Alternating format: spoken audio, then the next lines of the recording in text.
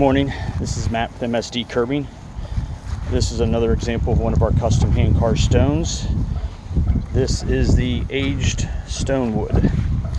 As you can see, part of this is a wood grain texture.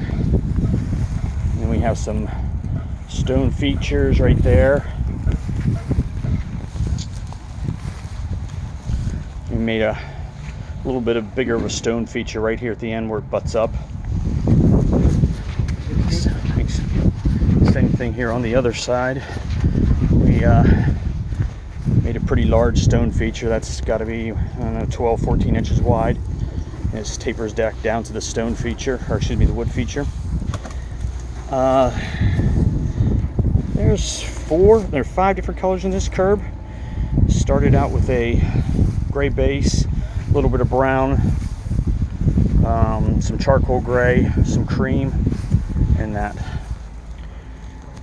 So if you like this type of look, give me a call myself, 910-3665, msdcurbing.com, YouTube, Pinterest, Instagram, Facebook, and there will also be some pictures after we've sealed it and it's cured down some. This is before we've sealed it. Thank you.